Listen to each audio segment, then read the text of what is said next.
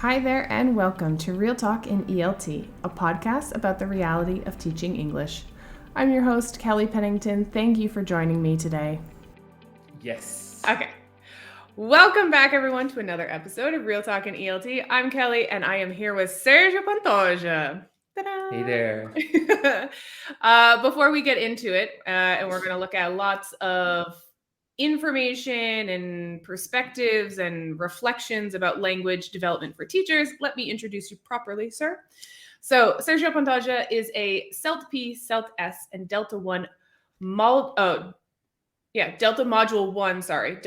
1 tutor based in Brazil, being in the ELT field since 2002. I started at the age of 12 in my defense. Did you? No, it's not. I wish to. No, we're not even going to count the years. It's fine. No. He has worked as a teacher trainer, speaking and writing examiner, and director of studies. He holds, among others, a degree in languages, a postgraduate degree in English language teaching and translation, a TESOL certificate from the University of Oregon in the US, the C2 proficiency certificate, which is formerly the CPE. Yeah. Now it has a new name, and I always forget which one is which now, and the Delta. His Delta 3, why do I keep saying like Delta 3? Delta Module 3. I don't know why I keep saying that. Specialism focused on language development for teachers. That's what we're focusing on today. And Sergio was an advisory council member for Breast TESOL in 2019 and 2020. Welcome. Thank you, Kelly. Thank you for having me. Of course. I'm excited that you're here. So let's get your insight, sir.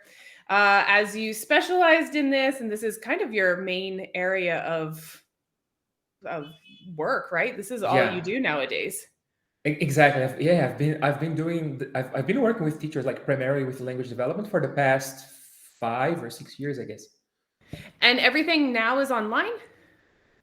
Yes. 100% of my students, all my classes, everything is online.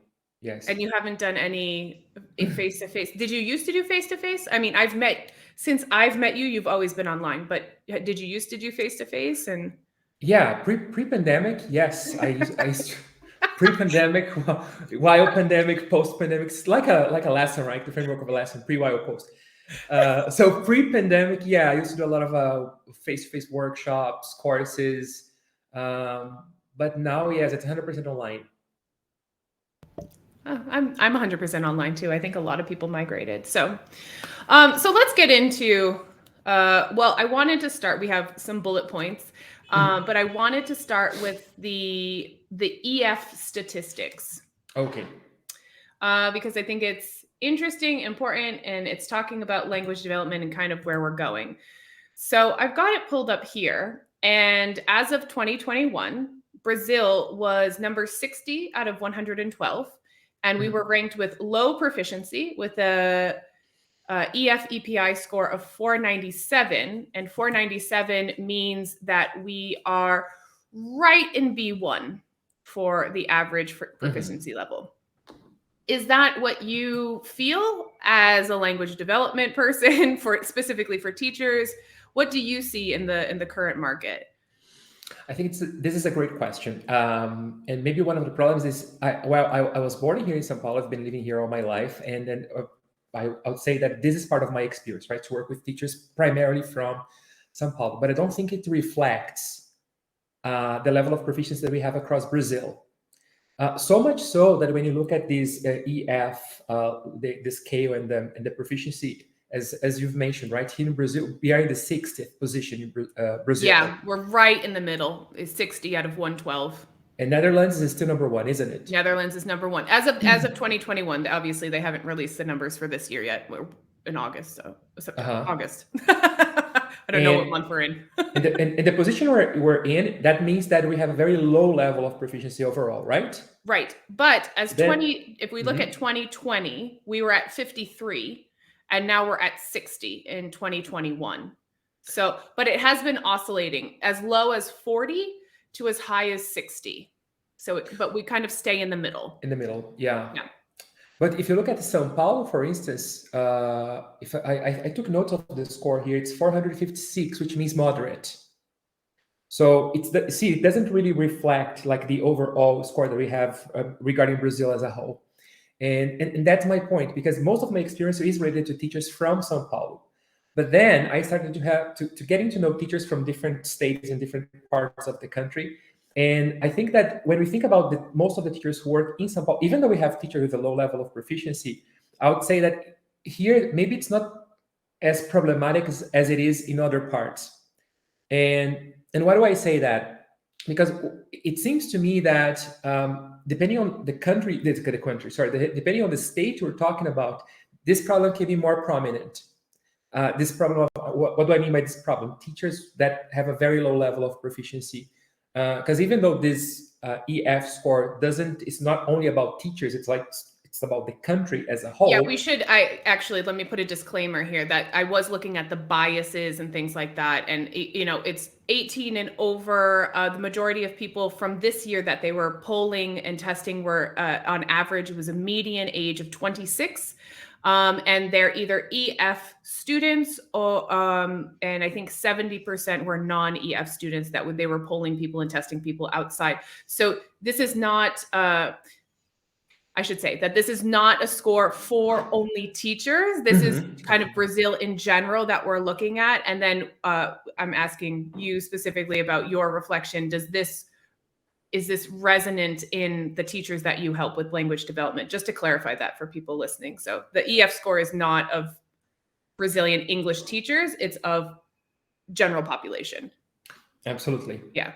Yeah, and I think it's interesting to notice that you have this difference. Like when you think about certain states in comparison with the whole country, there are some states where the level of proficiency is higher, and also I think it also reflects on like level of proficiency in terms of like teachers' level of proficiency, which varies a lot from different parts of the country. And yeah, so I think that generally speaking, we have a problem. I think this is something that's fair to state. We have a problem when it comes to teachers and their level of proficiency. I was one of them. I don't know if I have ever shared this story with you, but when I first started teaching, my level of proficiency was at B1. No, you never know. We haven't gotten that far back in your history. Yeah, but I do like getting those little nuggets. Okay. And where did you start at? Were you working with a school? Were you doing private teaching? Yeah. So yeah, I started working at a language school like back then. I was still taking my letras course. So I started this language school. They hired me because, well, I live in a small city, right? So it's not easy to find. Well, at first, it's not easy to find people who are interested in teaching. That's the first problem.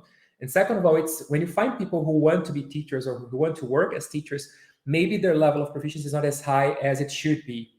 So over 20 years ago, when I was first hired, so this person decided to give me an opportunity because like she was like in desperate need of a teacher. She couldn't find anybody. So gladly she gave me this opportunity. But I had just taken, like back then, I had just taken what's now called the B1 preliminary test. Back then it was the PAT exam. So I had just taken it, and unfortunately I had passed it. So I can tell you, like 100% sure, my level back then was at B1 when I started teaching. And then, like, it didn't take long for me to notice the kind of challenges and problems that I was going to have if I didn't start working on my proficiency. So I was one of them, one of these teachers that still struggle with their level of proficiency. Well, and I think that we also have to clarify this too, because being proficient in a language means that you can speak and interact and do all those good things. Sure. I came to Brazil 11 years ago with corporate background, never had been in a teaching scenario and environment. I mean, the only teaching that I had been exposed to was my formal education and training. And I was thrust violently into, oh, you're just a consultant, it's fine. And I was like, oh my God, hang on. Now, and people think, well, you're a native speaker. It's like, yeah, but I never studied language in the way that I was supposed to in order to be able to teach a language to somebody else. Mm-hmm. So proficiency, and then, and we'll get into this idea of the new laws that are coming out here in Brazil, because it's really, there's a bunch of things that English language teachers have to think about. They have to think about their proficiency. Not natives and non-native speakers, doesn't matter, because there's some native speakers that are horribly improficient, like terribly just awful. You also have to think about, the classroom environment and being able to convey messages about a language and describe a language to people. So Language awareness, sure. Language awareness plays a huge part in it as well. It does. So, okay, sorry, but finish your story. So you started working B1. B1, yeah, for sure. I was at B1. Sometimes when I tell people that when I first started I was B1, they're like, but you're not really B1, or you? And I was B1. I had just taken the exam, I had passed it, and I was at B1 level. So and then I think that in a way it kind of scarred me for life, because trauma. Trauma. Not only did I start working on my level of proficiency, my own, like in order to improve it, but then I decided to offer courses to help other people improve their own level of proficiency and language awareness and so on and so forth. So it's something that was really part of, like, it's at the heart of my teaching career. And there's a little known fact about me that not many people know that I worked. It's going out on the internet, just so you know. Be careful. Be careful with what you share. Share, please. I worked as a public school teacher for 10 years. Oh, I didn't know that. At a public school, yes. Oh. So, and it's funny because sometimes I start talking to people about public schools and they say, but have you ever worked? Yes, I worked at a public school for 10 years. So in 2003, I was joking about the fact I started teaching at the age of 12. Of course not. Much older than that. But anyways, and yeah, 2003, I took one of these tests. I had finished my latest course back in 2002. So I took one of these tests for you to start me working as it was like a civil exam for you to start working as a public school teacher. And then I passed it. I had just finished university. And then I started working at public school, and I did from 2003 up to 2012. So for almost 10 years, like 9 years. And then, Kelly, I think that's why I've told you that I have some experience when it comes to understanding the problems that teachers are likely to, especially public school ones. Because I remember, just a little anecdote, I remember that I don't remember exactly if it was like 4 or 5 years later after I started working as a public school teachers, but the government, São Paulo government, they introduced some booklets that teachers were supposed to follow in order to teach students. And I don't know if they still use them, but anyways. And when it happened, and again, using São Paulo as my reference, right? So, which according to EF has a higher level of proficiency. Some of the teachers that worked with me, they freaked out. They started freaking out because then they knew that they were supposed to follow it.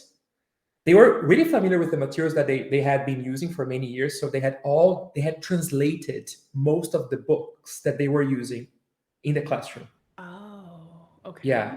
So when they started working with these booklets, so it was like new material, some of them started asking me, how much do you charge to translate those texts? The texts that we're going to use with the students? Because, and even if I wanted, I wouldn't have the time to do that.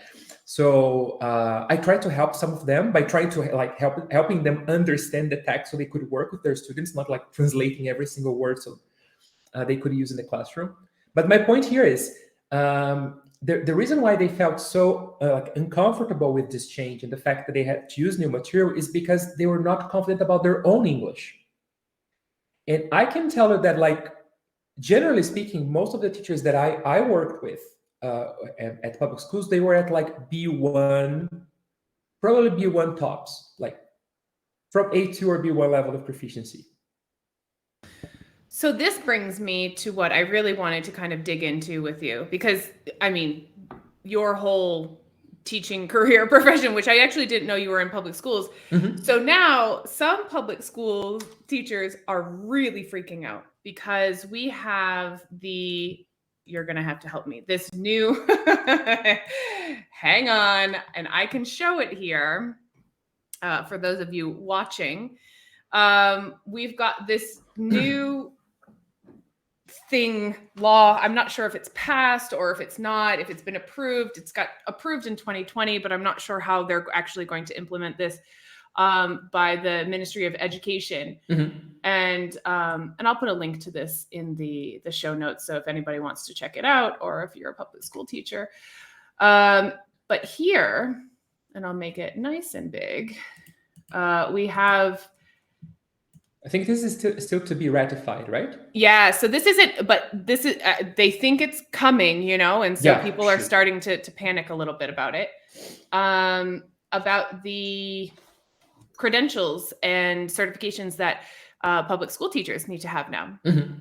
And so here in Article 10, Part 1, Section B, you need to have a certificate of proficiency at a minimum of a B2 level in the CEFR.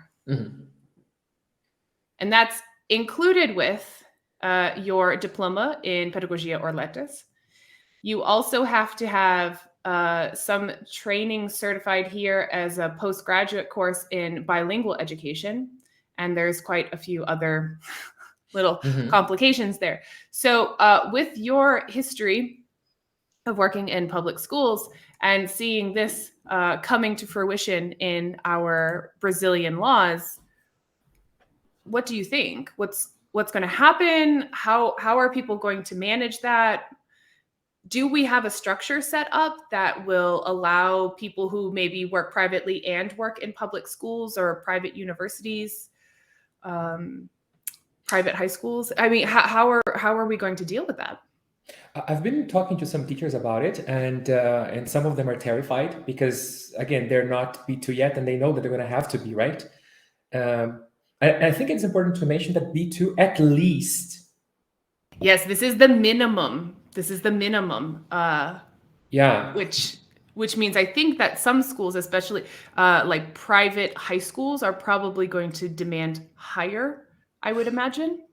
Yeah. If they're saying, oh, we're a private high school and we're charging, huge fees for monthly payments, and so I imagine that they might demand even more, but this is the minimum for state schools, as I understand this. Yes. Because there are different terminology they use, right? For them to be like bilingual schools and to fit other categories, like they have to meet certain criteria.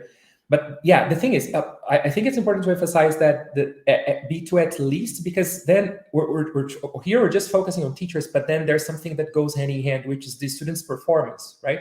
There are also some expectations regarding students' performance.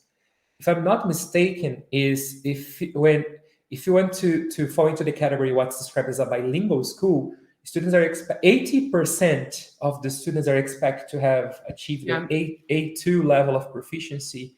Yes, I'm pulling it up now. It's right, the 6th year. Yeah, the students have to achieve a certain by certain years they have to achieve certain proficiency levels. It's A2, B1, and completing high school they should be at a B2 level. At the B2 level, yeah. Is funny to me, not funny, haha, fun, but because if the students are at a B2 level, that means that they're at the same proficiency level as their teachers. Yeah, so that's my point. That's why I really stress this at least, because then, if we consider this fact that by the time that when they're about to finish high school, like not what we call 9th year, right, nowadays. No, 9th, you have 6th, 9th, and then high school. Yes, so the high schools, they are supposed to be 80% of the students are supposed to be at B2 level. Yeah, which is the same level required, the minimum level required for teachers. So I don't think you're likely to feel like comfortable in your shoes if you're at B2 level and your students are also at B2 level, right? That's what I'm thinking as well, because for someone to teach at the same, I mean, that's going to require a lot of language analysis prior to giving a lesson plan, because whatever questions the students might have, they might be questions of yours as well. I mean, either you're going to be prepared for the question and give them the answer, or you're not going to be prepared for the question and be humble enough to say, sorry, I actually don't know. Let me check on that for you. But if you're in a setting where people are paying for a private high school, which Mhm. here in Brazil is quite expensive, I can't imagine that the parents are going to be very happy when their children come home and say, well, I asked a question the teacher didn't know and she never got back to me. He or she never got back to me. So Definitely. it's going to be challenging for people to work in that type of environment. I'm just thinking comfort level, like as a teacher, it's very uncomfortable when people ask me things and I'm like, ooh, okay, hang on, let me check on that for you, Yeah. And this is something new, right? So Yes. we really don't know how it's going to go. I mean, of course, that they're now when they make it official, people are going to have to like abide by the rules and meet the standards and everything. But this is new. Again, back then when I was a public school English teacher, we didn't have any. Of course, we had to take a test. It was like a written test. No one, for example, talked to you and see if you could speak English actually, or if you or test your listening skills for that matter. So it was basically a written test, which focused like primarily on grammar. And there were some questions like comprehension questions. But they didn't, for example, require that in order for you to teach here, you should have a B1 or a B2 or C1 and C2. Now they're making it official. And that's why I said, like, just to make a connection to how our conversation started. I don't think, for example, that most of the teachers that are in my courses, like, they're going to have this problem, because I'd say that 99% of them are above B2. But still, there are teachers out there, and there are like many teachers out there who are not at B2. We're going to have to like really study English, like study the language, I mean, in order to improve their level of proficiency. And it's a huge challenge. And they will have time Definitely. too. I think once they ratify this law, I'm not sure when this is going to be ratified. And of course, we have elections coming up. So this could be put on the back burner.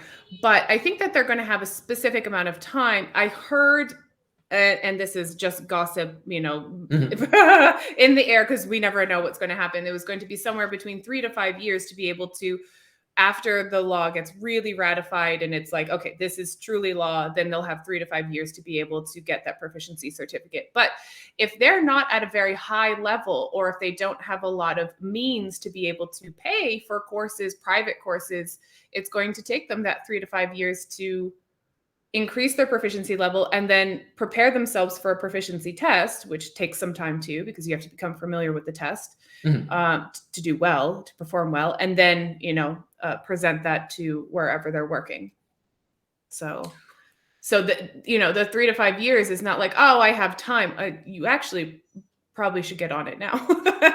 Yeah, no, it seems like we have a lot of time. I mean, at first when you look at it, but then we teach lots of lessons, and people have families and everything. So it's not going to be. And this is something that I always say. Sometimes sometimes no, actually all the time. I have teachers that are preparing for C2, and we're talking about teachers, so people who have a high level of language awareness, but they are preparing for C2, and you can pass the C2 proficiency exam even if you don't know what a phrasal verb is. Because they're not going to ask you, for example, to define stuff, to define terminology. It's really about like language competence. And then I've shared this example like 1,000 times, but 6 or 7 years ago, I had this 17-year-old student who was preparing for the C2 proficiency, and he wasn't a teacher or anything. And if you ask him, for example, find 3 phrasal verbs in the text, I mean, he simply couldn't. He was really good at using the language, a highly competent user of the language, but he wasn't really good at naming things. He'd been studying English since the age of 5. So he took the exam and he passed at grade B, which is super high, and not like very few people pass at grade B. Yeah, no, excellent score. And then on the other hand, we have teachers who know a lot about language. For example, we know what gerund is, what preposition is, so on and so forth. But we still, and I'm also part of it, we still struggle with proficiency. I mean, I used to have this talk called "The Importance of Teacher Language Awareness," and then I would make this distinction between language. Actually, I used Stephen Andrews. He has a book called TLA, Teacher Language Awareness, and he would make this distinction between knowledge of language versus knowledge about the language. And then what he would describe as knowledge about language is our language awareness, right? So we're able to name things, to explain things.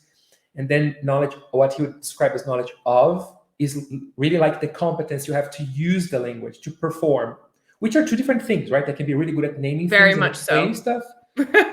And this goes into the whole idea of, oh, native speakers are good teachers. No, they're not. They can maybe possibly use the language, but they have no idea how to. I mean, really, I had to learn everything of Mhm. like how to describe language, identify things, what that means, the correlation and stuff. So those are completely different things. Being able to use the language and being able to talk about the language. Absolutely. Yeah. So I think it's important that to make this distinction between like performing, I mean, using the Mm-hmm. language and also like explaining stuff. Yes. Um, so yes, but what was I talking about before? So then this happens with us, right? We just go off on tangents. So then you were talking about the 17-year-old that took the test that got the high Thank score. you. Mhm. That's right, the student. Yeah. So if you think about if you to use, for example, Andrews's method, the terminology that he uses in the book. So that student, for example, had very very little knowledge about the language. But in terms of like language competency, like how good he was at using the language to speak, to write, to read, he was like incredibly good. And then again, he ended up passing at grade B. And I see teachers struggling. I struggled a lot when I was preparing for my C2 proficiency exam, and I see teachers struggling too. And I think that's the point, right? It should be clear that, and when you embark on this journey, then you start noticing, for example, how much you still have to improve, even though you've been teaching for 10 years, 12 years. Like teaching the language is different from using the language.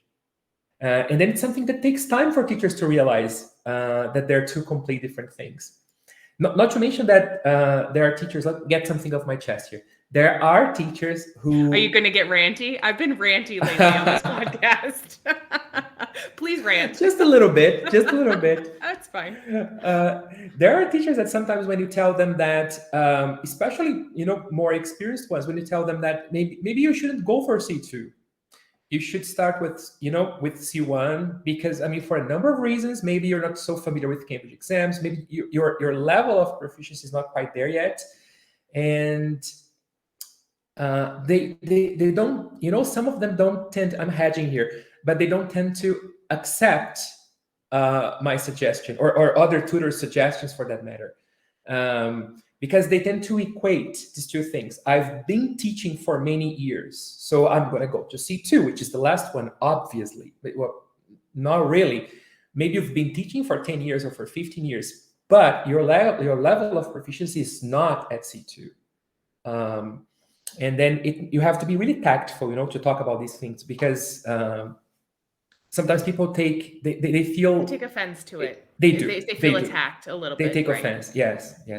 And it's not that you're attacking them as a person or a professional Not at necessarily. all. It's just that, there's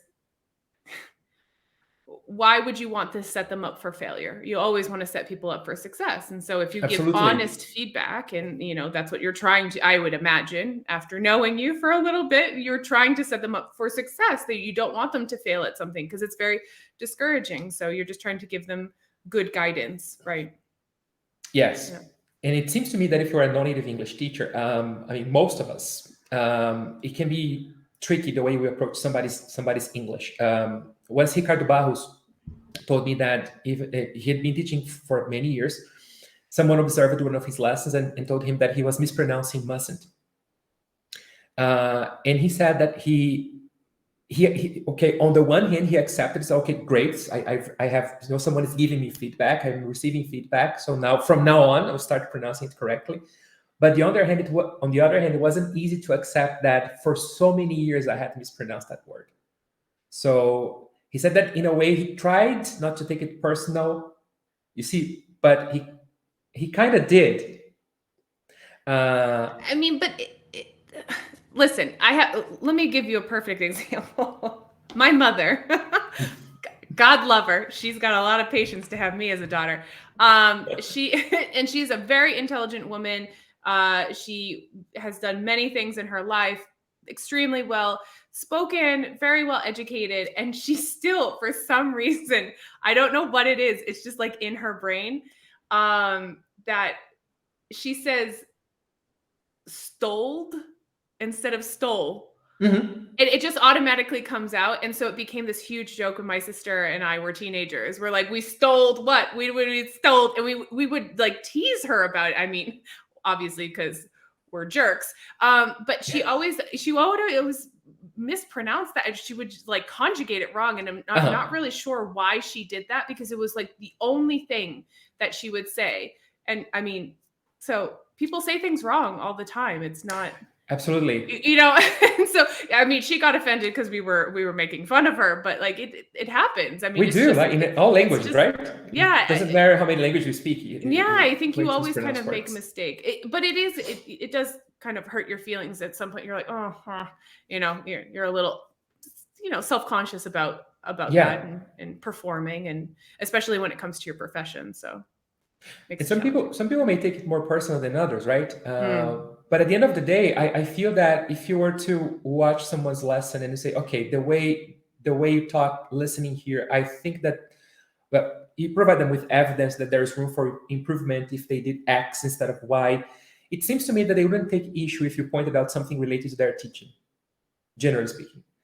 But if you point out something in relation to the way they use English, so a word they have mispronounced or something like that, I don't know. It seems that it's not so hard. It's hard not to take it personal, especially if you're a non-native English teacher. Well, I think because non-native English teachers got picked on for so long. You know, you've been kind of just worn down. People are just been hammered in history. I mean, you've been hammered as not being good teachers, not being well prepared enough, the whole accentism, native speakerism, all of that stuff. So you just been hammered. The word carries this stigma, right? Oh, the word carries this stigma. Oh, absolutely. Absolutely. So, you know, it's hard not to eat after you've just been, you know, reminded of this for decades and decades. It's hard not for somebody not to take offense to it, because your accent is your identity. I mean, at the end of the day, your accent is your identity. And for someone to say your accent is not right, it literally is saying your identity is not right, which is not necessarily the way to go. But I mean, that's a whole nother, that's a whole nother chat. Yes, that's another podcast.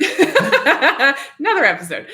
So actually, let's get back to the idea of, so the proficiency levels are now going to be, hopefully, and this is not a bad thing as we're talking about this. I actually think this is really great for Brazil. Like we're moving in like a really good direction, you know, giving the newer generations super qualified, very proficient teachers that have a lot of, you know, insight and can do great things with the newer generations. So what do you think about, because this is going for the public institutions, what do you think, or how do you think the private institutions are going to respond? And here you're talking about language schools or private schools? Well, private schools, I think, are going to adhere to this as well, but the language schools, because the language schools now are wholly unregulated. So how do you think they'll respond? And they've been for years. Yeah. And that's one of the problems with our profession, right? But then it's another podcast, for sure, another episode. We could spend like hours and hours talking about English as a profession. But back to the question. I don't want to digress. I do that all the time. But we digress all the time. A lot.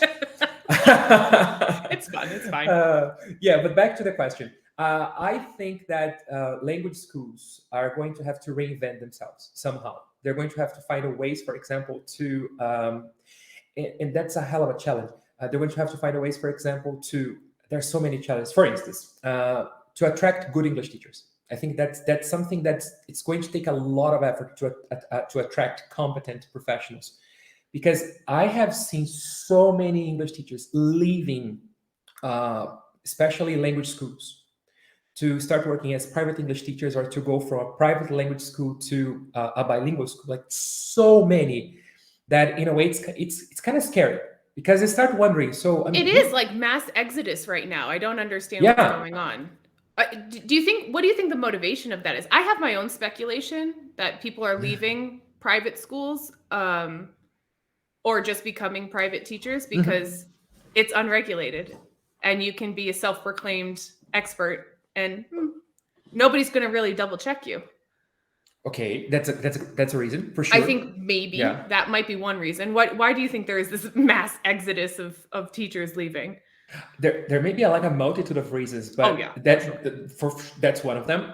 I think it has to do with the fact that after the pandemic, I think that it in a way it accelerated the process, because I think that some teachers in the future eventually they would leave.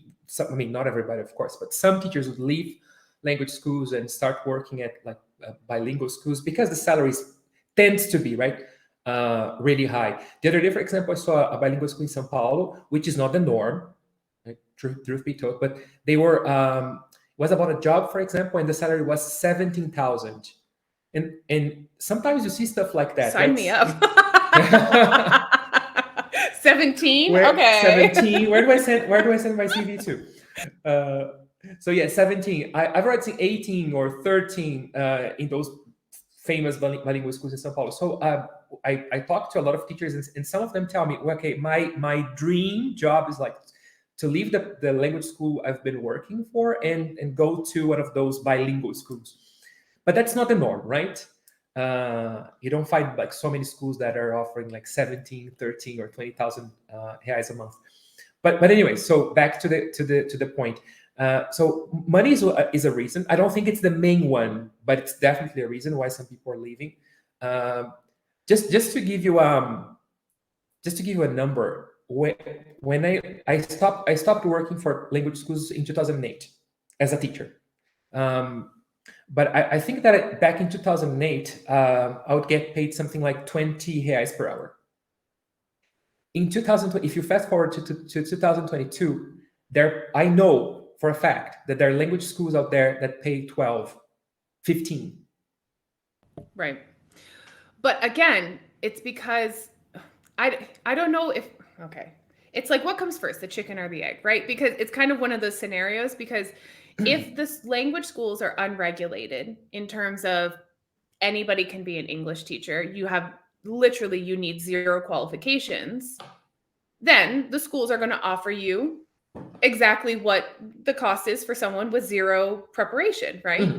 And so, which I don't think is correct. I'm not advocating for that. But if we start having some regulation and say, okay, if you're going to have a language school, then, the teachers that you can hire as language teachers, even if it's, not English. I mean, we're talking about English, but it could be Spanish or French or German. If you're hiring them and then they implement these types of laws saying you need to have this proficiency level, then the schools will have to pay more, because to take proficiency tests, to have graduation courses and diplomas and things and certificates, it costs money and it's time. So then, of course, the teachers would not be able to say, like, I'm not taking 12 reais an hour. That's ridiculous, because I have all of this education behind it. So do you know what I mean? It's the fault of the school. I'm not defending paying 12 reais an hour, but also literally someone who just walks in off the street that has a decent level of English can start teaching. Or an indecent one. So we have to start somewhere, right? So if we say like, okay, well, the teachers need to earn more. Well, I agree. Teachers need to earn in association with their competency levels and their, certificates and that. But also, schools need to start demanding that. Yeah. Oh, sure. These 2 things that they happen in tandem, right? You need to have both. But then, so this is one of the problems. I think money is definitely a problem. But then on the other hand, you have qualification, because you have like the 12. And a disclaimer here: Kelly and I are not demonizing language schools, but no, I actually support language schools. Yeah, because, absolutely. Let me add on to that disclaimer, because some people think like language school. I'm a private teacher. I have worked for a language school before, registered here in Brazil. I have worked for a language school. I work as a private teacher now. I do not demonize language schools. I actually really think language schools work as long as the administration and everything else, because there is a whole generation of people who are English teachers now. And how did they learn? They all went through English schools. I was one of them. Yeah, exactly. So you can never say that the English, their methodologies are bad, this, that, and the other. No. sometimes people want to work for institutions. Sometimes people want to work for themselves. There's pros and cons for Yeah. both. We're not saying that language schools are bad in any way, shape, or form. And I know wonderful, and you know too, I'm sure, wonderful professionals, teachers that are incredibly competent, that they would rather work for language schools. They don't want, for example, to be private teachers, and it's a question of choice. Absolutely. Uh-huh. I work so much now. It's stupid. I was like, oh, I'm going to start working for myself because I don't want to work a 9 to 5. I work 24 hours a day now. It's dumb. Oh, same here. But, you know, like I loved working for the school though. Being registered, having like the Decimal Terceiro drop into my account. Férias. Oh my God. Not bad at all, huh? No, it was fantastic. Everything was done for me. And I had a group to work with. Working at schools is great.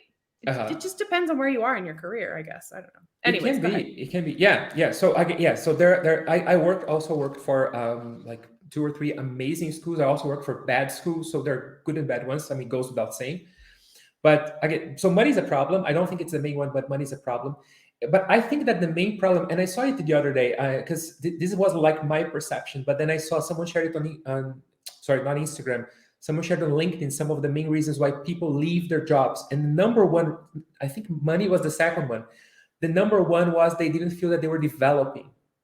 So it was related to development.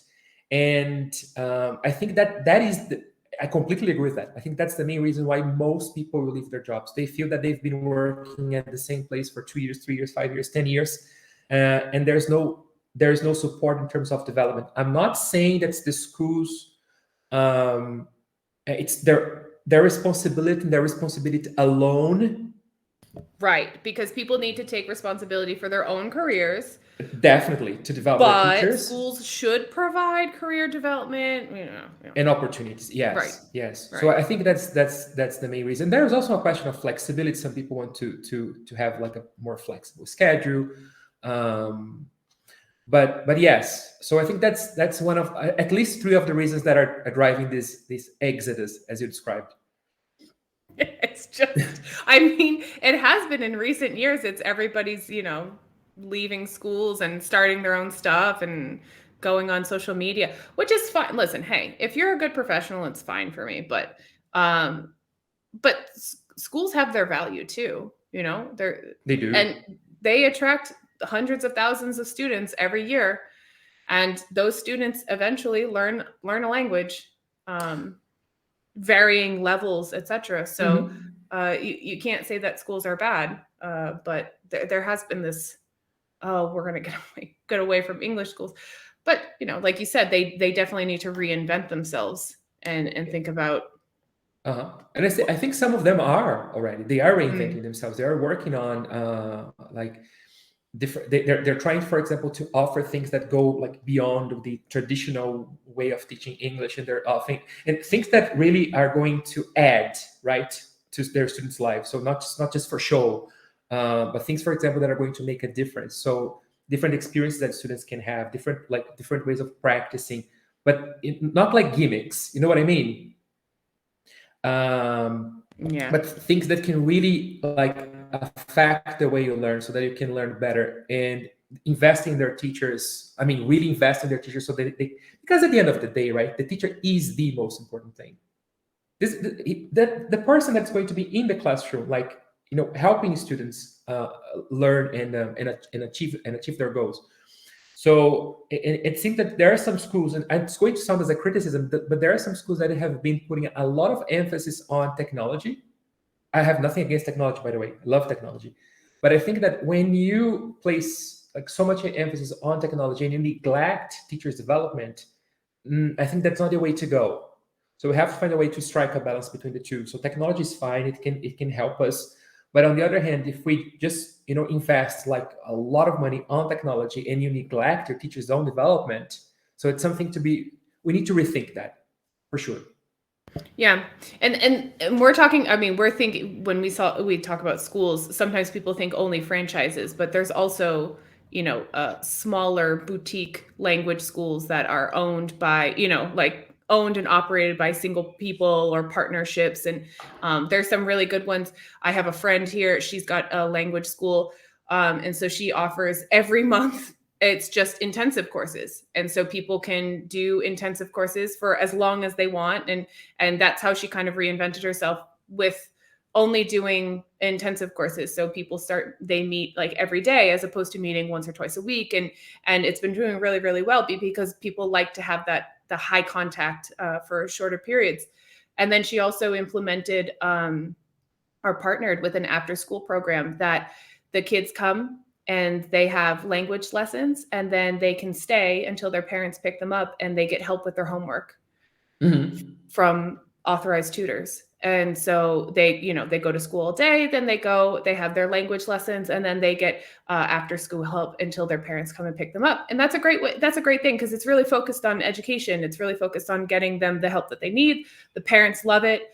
I have other friends that have their own private English schools and have teachers, and they do teacher development stuff. And so we're not only talking about franchises. There are the private language schools too that are reinventing them, and I think they have a little bit more flexibility to reinvent themselves. Being they do, yeah. Owner, proprietor, they can change it as they wish. And these are things that really add value, right? Yes. We have examples of things that they are adding something, bringing something to the table. The problem is when people they want to show the world that, okay, we've been doing this and that, but at the end of the day, it's just a gimmick. Yeah, nothing's really changing. No, I have quite a few people in my little tribe here that have been really working on things to add value, like you said. It's paying off for them. So it's good to see it. It's like, I'm happy that people are succeeding and making money. It's like, good for you. You're doing something, and the students are obviously learning and achieving goals that they had as well. Best of both worlds. Yeah, absolutely. So then, to kind of round off our chat, because I don't want to take too much of your time. However, I do have a question for you. As you've done both public schools, private teaching, owning your own business now, what can people do? Because we always think of the traditional things, right, for language development for teachers, which is great. So we have like the big institutions. We have people like you, where you can take your own the courses that you provide for language development. Beyond that, what would be your suggestions for people to develop their language, develop language awareness, and just kind of be able to tackle these new things that are coming out? Okay, I think that sometimes we know what to do, but we simply don't do those things. We don't walk the talk, as we say. I think that if you have even people, for example, who can't afford a course. So there are people, for example, let's say I want to develop my my English proficiency, or I want to develop my language awareness, but I can't take a course for a number of reasons. I can't afford it, I don't have the time, and so on. But you'll need time for sure. But let's go with money. I can't afford it for financial reasons. So I think that if you have internet connection, you can do a lot of stuff to improve your language awareness, to improve, for example, even your language proficiency. Of course, that you might have to curate like material to find good stuff on the internet, but especially if you're a teacher, because if you're I don't know if it's going to make sense, but I think that if you're a teacher, you know how to learn a language, right? Because you're teaching other people how to learn a language. You assume. I mean, okay, that's an assumption, but let's hopefully. It is an assumption, but let's assume. I'll get you some anticipated problems with that, but that's okay. I'm sure you could come up with a list. Okay, but let's assume that somebody has a reasonable teaching philosophy of how languages are learned. Okay, so let's assume that if you're an English teacher, you know how languages are learned, and you know how people can learn language because you're teaching people how to learn a language. So let's assume. And normally what I tell teachers, because I get this question all the time, even people that are like, they're taking the course, they're paying for it, but I get this question all the time. What can I do at home, or what can I do to improve when I'm not taking lessons? And then before I answer the question, sometimes I reply with another question. What do you tell your students when it comes to how they can improve their own English? I mean, I ask them to do this and that. I say, okay, right, I agree with everything you said. I would only add one thing. Because normally you tell people that, you should watch more television, you should read more books. Like, this is like general advice, right, that we get all the time. Read more, listen more. But something, for example, that I think that makes all the difference is when you you're not just listening, you're not just exposing yourself to the language, you're not just reading, but you're taking notice of how the language is used. And does it take time? It does. It takes a lot of time. Sometimes, for example, when I feel that I want to learn more, like I want to improve my vocabulary. So sometimes I have this, those moments of doubt. I say, oh, my vocabulary is so poor. I need to work on it. I need to do something. And then I start watching something. And I think that basically there are two ways, right, that you can watch. You can consume, for example, let's say language. You can do it for fun, like you can expose yourself to a TV show, you can listen to podcasts, and it's for fun. So you're really focusing on the content. You don't care much about the language, how people are saying stuff, the words that they have chosen. But when I do it for language purposes, something that I try to do is, like, if I'm listening to a podcast, and let's say you use a word that I don't know, like a new word. Okay, what I'm going to do is, okay, so what does it mean? But that's the very first step, right? Getting to know the meaning of a word. How can this word be used? And when you start digging deeper, so all the tools and the resources you need, they can be found online. You can find, for example, websites that are going to give you like 100 examples of authentic sentences where that word is used, and then you can read those sentences. I know it can sound boring. I know it's time consuming, but it's a great way for you, for example, to dig deeper and find more about words and about structures. And then but it seems as if it's more quality focus as opposed to quantity, because I think sometimes definitely people focus too much on, like, I need to do 20 pages, and it's like, no, just find a couple things, maybe like one thing a week, and kind of really dig into it, and then by the end of the year, if you do one or two things, you're going to have anywhere from 52 to 104 new really deep language items that hopefully you're implementing already. It's much more about quality than quantity. You've said it all. Yes. Just to give a quick example here, I remember the first time that I came across the adverb bluntly. Bluntly. No. Bluntly. Thank you. Like perfectly describes me. as in bluntly obvious, for example, or clear. Mm-hmm. No, sorry, that's not the one I was talking about. Blatantly. Oh. Also describes me. Blatantly, yes. So I remember the first time I came across this adverb, and so someone said blatantly clear or blatantly obvious, something along these lines. And then, okay, so what did I do first? You go to the dictionary and you check the meaning. Fine, you get the meaning. But does it enable, I mean, just by knowing the meaning of the word, does it enable, for example, for you to feel comfortable and start using it? Not really. But that's the first step, right? So the meaning first. And then you say, okay, so as a teacher, right? That's why I believe it really helps if you are a teacher, you know how people learn languages and so on and so forth. Then you go to the next step, which is the usage. So how is this adverb used? Because clearly this adverb is not it cannot use this very, for example, that can go with like pretty much any adjective. So then you start digging deeper, and that's when it takes time, because then you're going to start to see, for example, the words that frequently combine with, that they go with, collocate with blatantly. And then, you start doing some research, and 30 minutes later, you're still focusing on one word. But then after 30 minutes, you'll feel much more comfortable to start using it, because you know its meaning, you know the words that go with it, you know whether it's more formal or informal. But how do you get all this information? By doing research, right? I mean, that's the way to go. And then when I tell people that's how I approach it, they're like, oh, but that takes a lot of time. It does take a lot of time. But if you are, but again, I think they're thinking about that you do this for lots of things. Maybe you do this just for one or two things. Yes, like 1, 2, 3 words. Right. I don't know. I mean, tops, not more than that, because you're not going to have time to do it. Like, let's say, for example, you're reading a book and you have a list of 10 words. It's going to take you the whole day if you're to do this with all those 10 words. Exactly.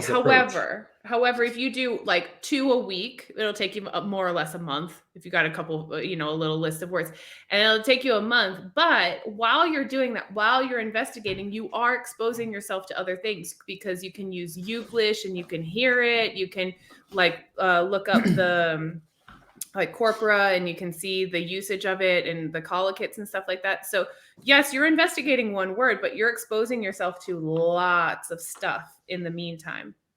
Yes, a lot of things in between. So it's not that, oh, I only got that one word and I only feel comfortable with that one word. No, I mean, you had to search around as well. Yeah, Read, listen, do whatever. indeed. And but going back to my original point, if you have internet access, then it allows you to find tools and websites that are going, for example, to help you, do all this research, to dig deeper, to find out more. When I started learning English and I didn't have internet access back then, I would listen to cassettes. Don't date yourself. No, I'm not.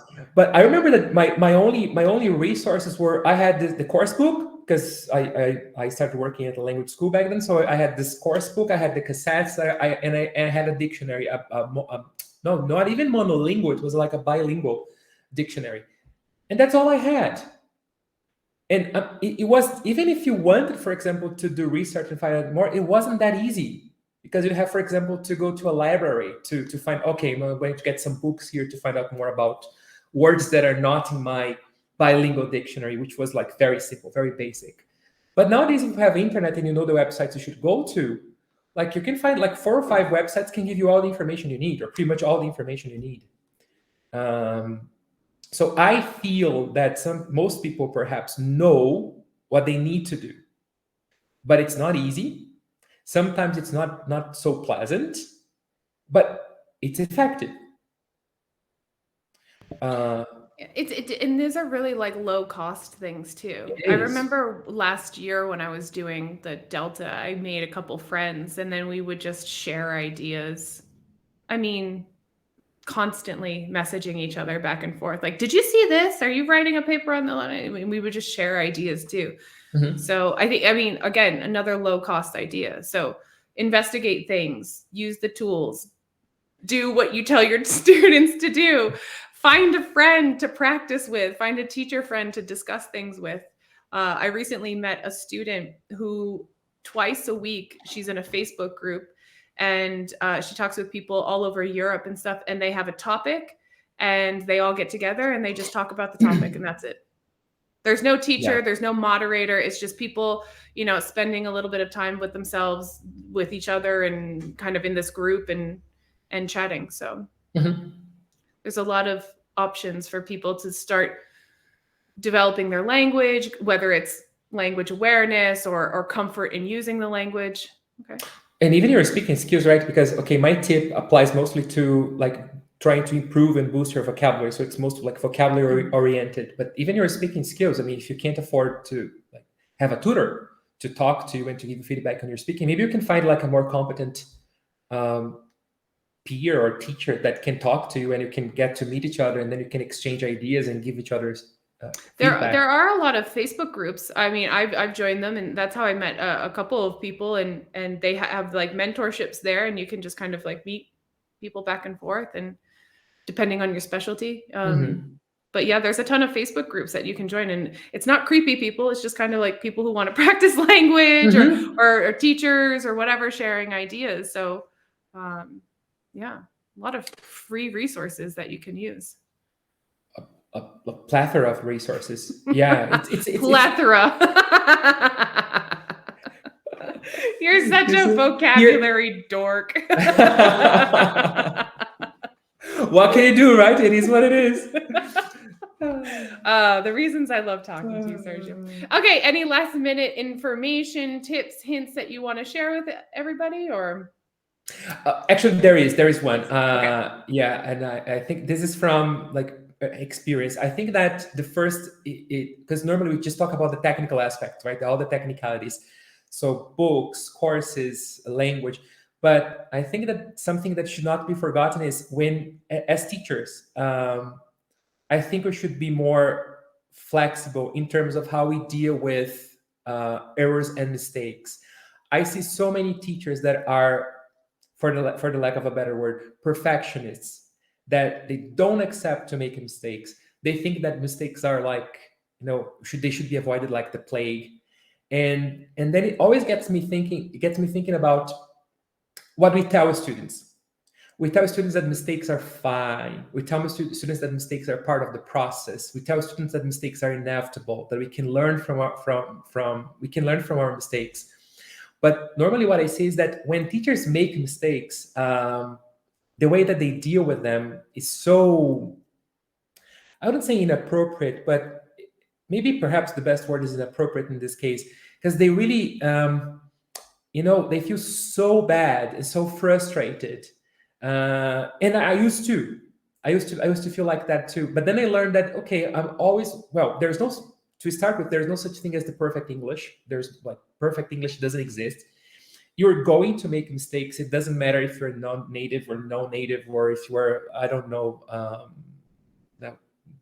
what's the name of that very famous ELT guru? David, no. Well, anyways, it doesn't matter. You can choose someone. I think that everybody's David Crystal, or are you talking Crystal. Thank you, David You're Crystal. welcome. Yeah, I have his book right here. I think it doesn't matter if you're David Crystal or anything. You're going to make mistakes, and it's part of the process. And we need to be more, we need to be more flexible and accept more that I mean, when we say that we're always learning, we shouldn't just pay lip service to this idea that we're always learning. We should really embody the idea that we're always learning, and then as a result, we're going to make mistakes, and that's part of the process. We shouldn't be so hard on us, because normally we are. It can be really, really hard on us. And I think there's also, I think it's probably going to misquote this one, but I think it's Scrivener, Jim Scrivener, I think, that in one of his books, he says that teachers tend to correct things from right to right, meaning that usually what's produced is not necessarily incorrect. There's obvious other options, but if what you're using is correct, then why are you correcting it? So exactly. So we do that with students, and we probably do that with ourselves as well. It's not necessarily that it's bad. It's just it's in progress, I guess we could say, off of your point there. So yeah, if it's already right, it's okay. You can improve on it, but it's not necessarily wrong. Give yourself a little bit of credit for producing something that works as well. Especially things we're not used to, right? Because it doesn't matter how proficient you are as a teacher, how competent you are as a teacher, you're always going to be, I know it's going to sound cliche, but you're always going to be a novice, depending what you're doing. If you're doing that for the first time, I mean, obviously, it's not going to be as fluent. Normally, we use this fluent to describe it. The process is not going to be as fluent as someone, for example, who's been doing that for many years. Just to give you a quick example, normally I have teachers in the course who haven't written, they haven't written a text for a long time, let alone an essay. And then when they write their first essay, they don't do so well. And they feel like devastated, frustrated, because they believe that their essay should have been perfect. And then you tell them that it's just like with our students, it's the beginning of the process, you have just started. But I mean, clearly you see that they don't take it well. So just to wrap up this point, I think that we should be more flexible and less hard on ourselves, for sure. Yeah, we're all human. I mean, just we are. Embrace the flaws. We try and correct them as much as we can, and that's it. So that's it. Enjoy the process. Exactly. Perfection doesn't exist. Progress is what we're looking for. I want to thank you, Sergio, for spending your afternoon with me. It was lovely. Thank you for all your tips and insights. Thank you, Kelly, for the invitation. And I enjoyed learning about the public school side of you. I didn't know that. So that was a fun tidbit. And if anybody is interested and has interest in doing some language development courses with Sergio, please find him online, and it's at Sergio Pantoja ELT, or is it just Sergio Pantoja? ELT, yeah. ELT at the end. Okay, so at Sergio Pantoja ELT, and you always advertise your courses on Instagram, don't you? Yes. I have courses that start like every semester, the beginning of every semester. Yeah. So you might have missed it for this semester, but start planning, saving, and take a course with Sergio, because they're quite fun. I took one. And I caused all sorts of ruckus in the class. No, it was great to have you. I was with a great group, and we were troublemakers, but I think Sergio was just didn't know what to do with us.